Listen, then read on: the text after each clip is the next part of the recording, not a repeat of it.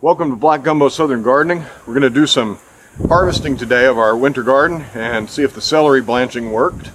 And, well, come along with me.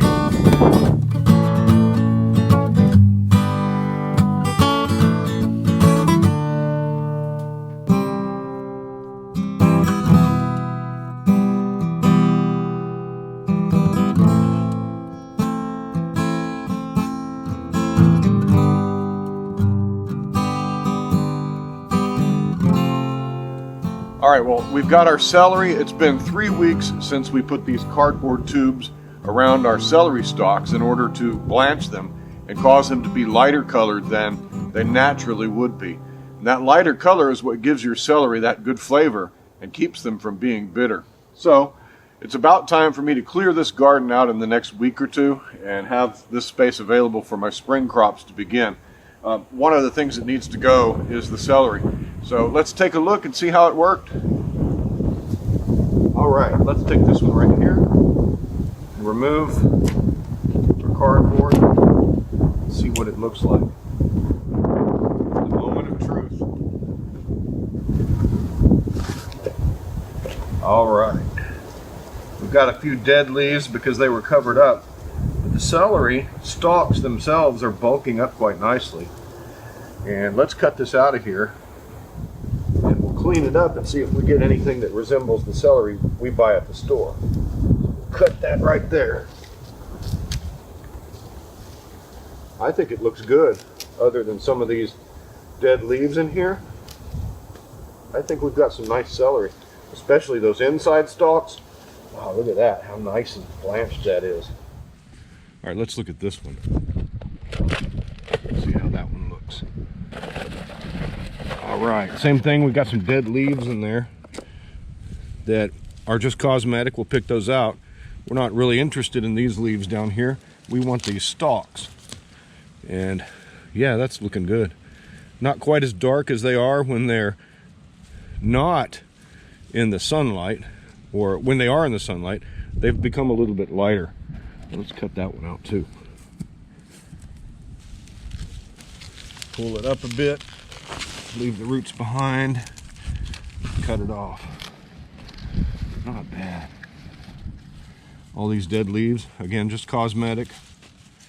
If you want the leaves to make celery powder, you can use these leaves up here at the top. The ones that were inside the blanching tube obviously turned yellow, and we can expect that. All right, let's take these and have a closer look at them. Here's what we have. Some nice celery, and you can see, especially on the inside, these stalks have become almost white, that nice light yellow color. And these stalks, when we bound up our plant, those inner stalks, they were green. But the outer stalks here, that's a nice light green. I think we've got something we can use in the kitchen. Now, these stalks obviously are not as thick as the kind you get at the grocery store, but I'm going to give the rest of them the remaining week or two before I pull them out of the garden. Now, what will I do with this? You know, all this celery, well, we're going to freeze it. So I'm going to take this in and prepare it for freezing. And that way we'll have celery. I'm going to chop it up and freeze it. We'll have celery for soups and for whatever we need celery for. I love celery, man. It's one of my favorite things. And I'm really happy that I was able to grow this in my garden. Somebody asked if I would be worried about mold inside. And I don't see mold. What kind of looks like mold here is just dirt. Yeah, that's all that is. I also had the question about, does this cardboard that I used to wrap it, does it stand up to rain? In my Q&A, I answered that. I showed you, yes, indeed. It stands up just fine for as long as we need it. You know, 3-4 weeks of blanching is all you need. And we've had some significant rain here, so yeah, that's a nice little harvest. Awesome, it works. Yeah, the wind is kind of crazy today. While I'm in the garden, I'm going to harvest a few small rutabagas. That one's kind of split.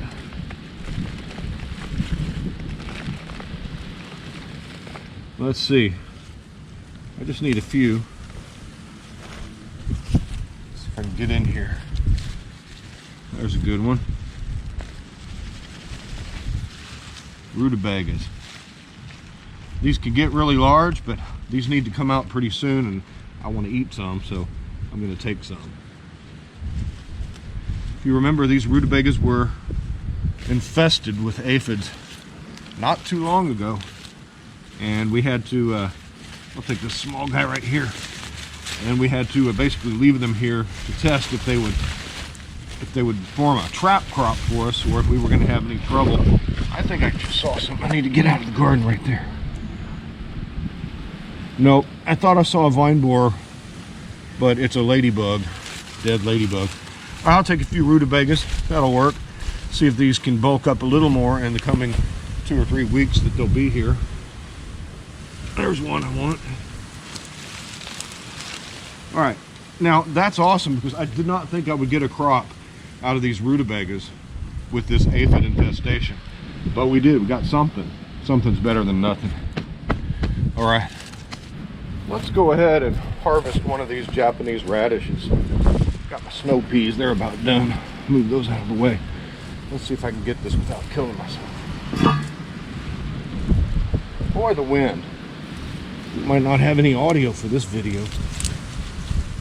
Oh, there we go. Look at that guy.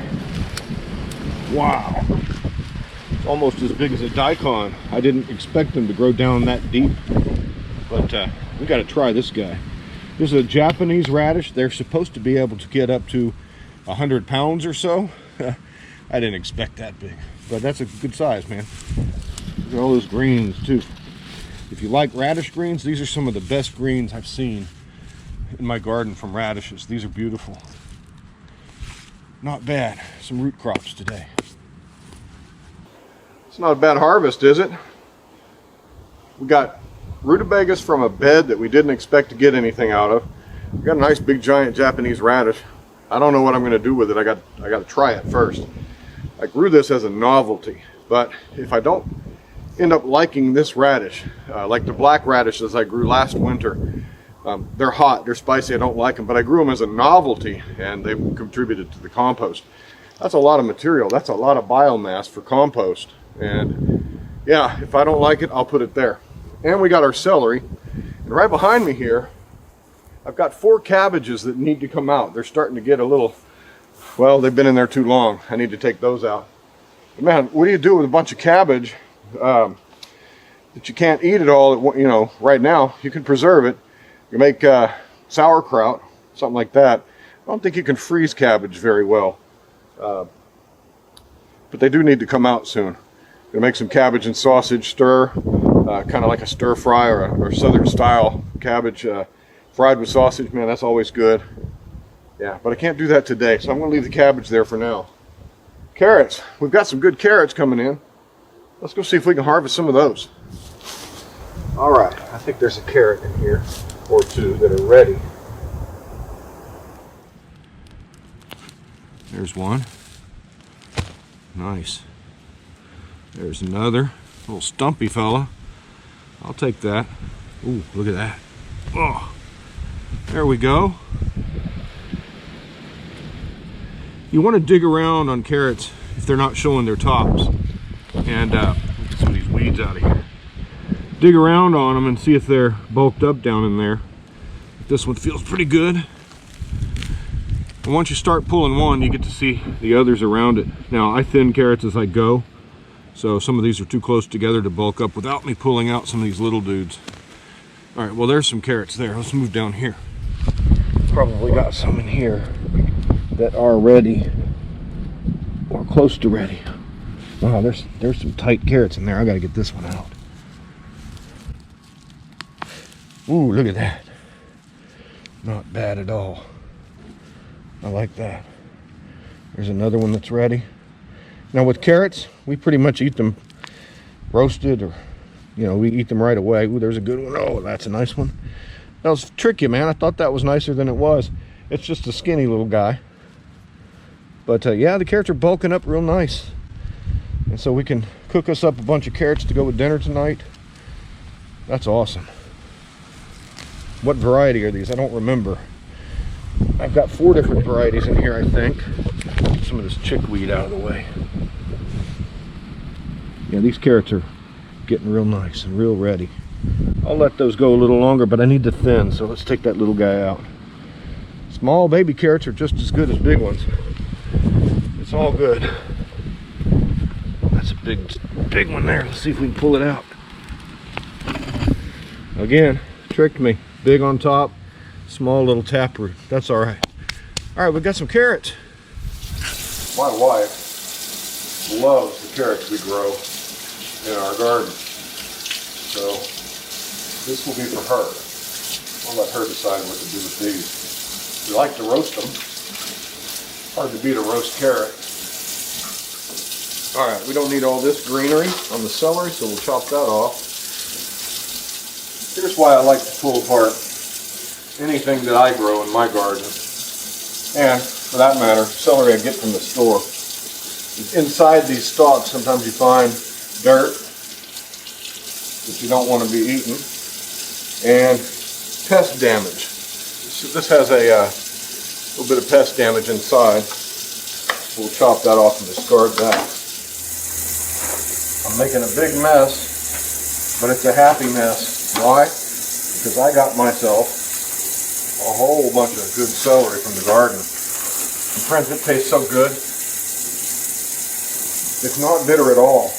That blanching process really worked to make this an edible, and not just edible, but delightful celery. It tastes as good as any celery I've had, and I grew it myself. So that's awesome. Make sure you label your bags. All right, nice. Well, hey, that's not a bad winter harvest, is it? Not bad. Take those in and clean them up, and well, we'll be ready to eat some good food. This is Phoebe's life right now. Phoebe is in her collar. Oh, no, man. She is being kept as immobile as possible, but she's on her road to recovery. Since all of you were so kind to help out with Phoebe's surgery, I wanted to give you an update and let you know that the queen of the garden is still doing fine. Well, there we have it. Nice little harvest from the garden. Been a good day. We're going to have to harvest this garden pretty heavily in this coming week or two, because in 2 weeks we're going to be putting our seeds out and our seedlings, starting our spring garden. So that's coming up. If you want to know how to grow a small garden in a backyard context like this, that's great, man. Join me. Subscribe to our channel. I invite you to do that. I'm going to be interviewed today for a live stream that's going to come out later this week by Brian at Flannel Farms. If you're not familiar with Brian at Flannel Farms, I will link you to him when the live stream is out. Real good channel. Like what he's doing. He's doing a homesteading type thing.